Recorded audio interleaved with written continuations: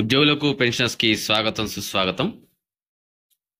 ఇక్కడ జియో నెంబర్ 120 ప్రకారం డిఎన్ఎస్ సర్వేలకు సంబంధించి ఉత్తర్వులు విడుదలయ్యాయి. దానిలో డిఏ ఏదైతే ఉందో నవంబర్ బిల్స్ దానిలో భాగంగా పెంపుదల ఉంటుందని చెప్పేసి అది డిసెంబర్ 1న అంటే నవంబర్ శాలరీ తీసి డిసెంబర్లో మనం పేబుల్ అనమాట. December 1 payable. ఆ విధంగా ఆల్రెడీ చాలా మంది ఉద్యోగులకు అట్లా అయిపోయింది, తీసుకున్నారు వాళ్ళు.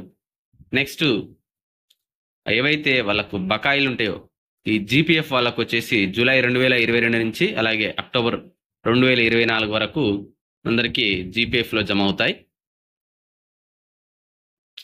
ఇక అట్లనే సిపిఎస్ ఉద్యోగులకు వీళ్ళు చూసినట్లయితే 10% ఎరియర్స్ ప్రాన్ అకౌంట్లో జమ అయితే మిగిలిన 90% అమౌంట్ 17 ఇన్స్టాల్మెంట్లో చెల్లిస్తారు.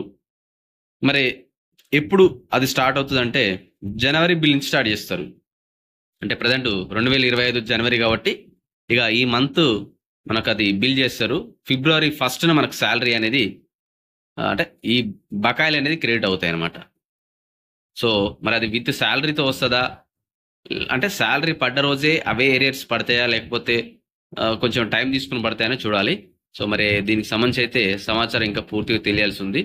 ఇది ఈరోజు మనకున్నటువంటి ఈ సమాచారం. మొదటిసారిగా ఛానల్స్ తప్పకుండా సబ్స్క్రైబ్ చేయకుండా లైక్ చేయండి, షేర్ చేయండి.